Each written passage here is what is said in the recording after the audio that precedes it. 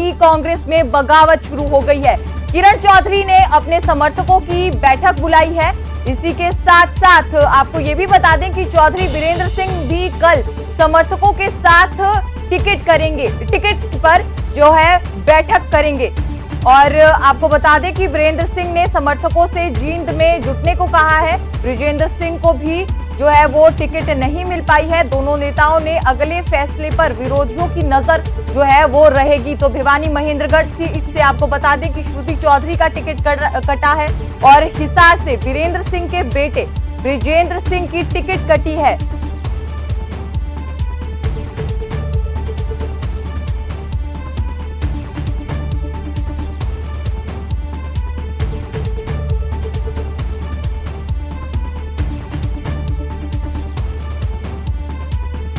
तो आपको बता रहे हैं बड़ी खबर, टिकट कटते ही कांग्रेस में बगावत की सुर शुरू हो गए हैं। किरण चौधरी ने अपने समर्थकों के साथ बैठक बुलाई है। बैठक करेंगी किरण चौधरी।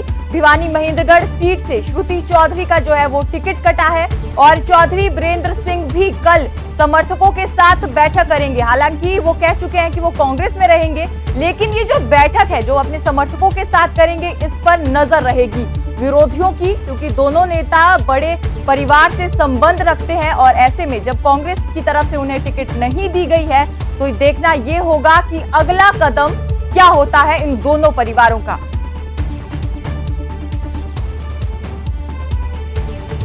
बड़ी खबर आपको बता रहे हैं, बगावत के सुर जो है वो छिड़ चुके हैं।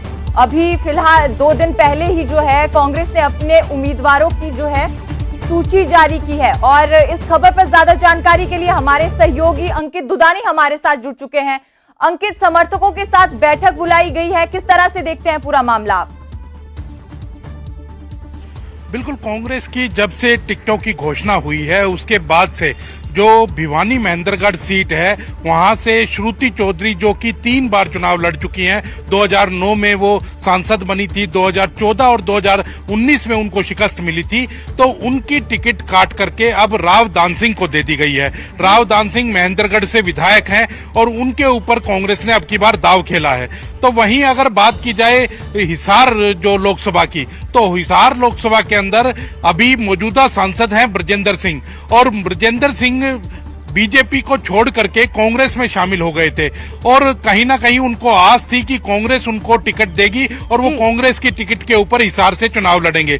लेकिन कांग्रेस ने उनको भी झटका दिया है और उनकी टिकट काट दी है। तो कहीं ना कहीं अब किरण चौधरी ने भी आज अपने समर्थकों की बैठक बुलाई है। वहां भिवानी के अंदर वो पहुंच रही है। अभी थोड़ी देर के अंदर किरण चौधरी और श्रुति चौधरी दोनों भिवानी पहुंचेंगी और अपने समर्थकों से मुलाकात करेंगी। हालांकि अभी इस बात के कयास कम लगाए जा रहे हैं कि वो कोई बगावत करती हुई नजर आएंगी, क्योंकि अभी कोई ऑप्शन बचा नहीं है।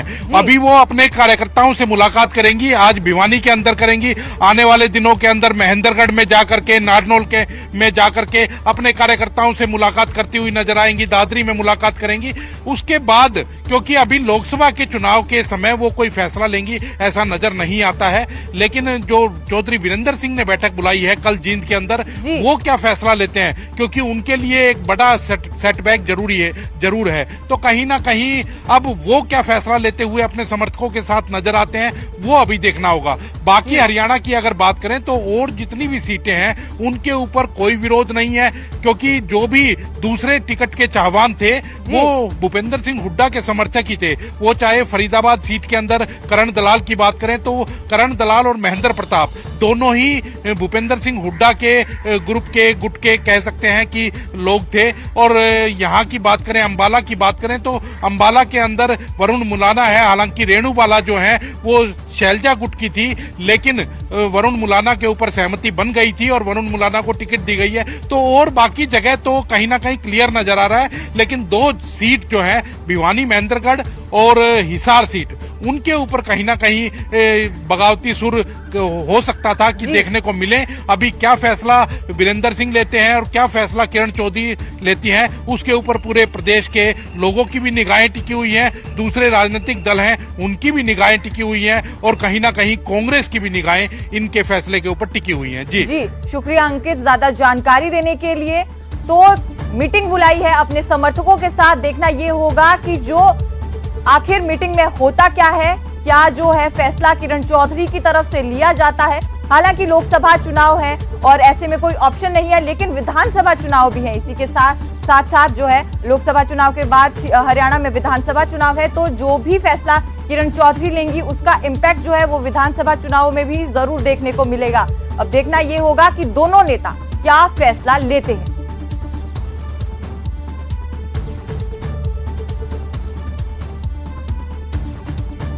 वहीं अगली खबर करनाल से, जहां बारिश के बीच भी सीएम का प्रचार थमा नहीं।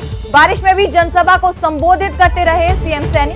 करनाल उपचुनाव में अपने लिए वोट मांगे हैं, जनता से अपील की है कमल खिलाने की उन्होंने। आपको बता दें कि उनके साथ राज्यसभा सांसद कार्तिकेय भी मौजूद रहे। बारिश के बीच भी प्रचार करते हुए सीएम सैनी नजर आए, करनाल पहुंचे थे, जनसभा को संबोधित कर रहे थे और अपने लिए वोट मांगा है और लगातार चुनाव प्रचार कर रहे हैं, विजय संकल्प रैली कर रहे हैं, अलग अलग उम्मीदवारों के लिए वो वोट मांग रहे हैं। लेकिन करनाल पहुंचे थे, बारिश हो रही थी, लेकिन उनका प्रचार नहीं रुका, अपने लिए वोट मांगते हुए नजर आए।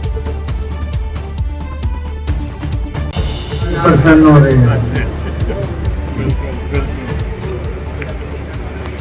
सीधा ही आप लोगों से वोट की अपील करने के लिए मैं खड़ा हुआ हूं। 25 मई को देश के बड़ी पंचायत के आम चुनाव हैं और पिछले 2019 के चुनाव में आप लोगों ने इस करनाल सीट को दूसरे नंबर की सीट बनाया था और मैं आज आपसे ये बात कहना चाहूंगा कि जब ये 2024 के चुनाव में 4 जून को रिजल्ट आए तो ये नंबर 1 की सीट बने। यहाँ से कमल का फूल खिल करके पूरे देश के अंदर नरेंद्र मोदी जी को तीसरी बार प्रधानमंत्री बनाने का काम करें।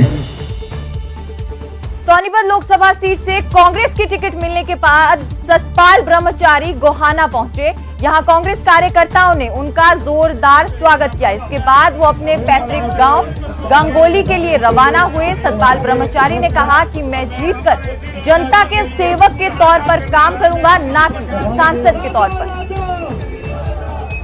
सम्मानित कई बार के और हुड्डा जी जो हमारे पूर्व मुख्यमंत्री थे, उन्होंने मुझे ये टिकट दिया, उनका मैं जीवन भर आभारी रहूंगा। और हमारे एमपी दीपेंद्र हुड्डा, क्योंकि ये हुड्डा साहब की टिकट थी जिन्होंने मुझे दी, और इस सम्मान को मैं गोहाना वासियों से प्रार्थना करना चाहता हूं कि सम्मान को, उनके सम्मान को बरकरार रखना।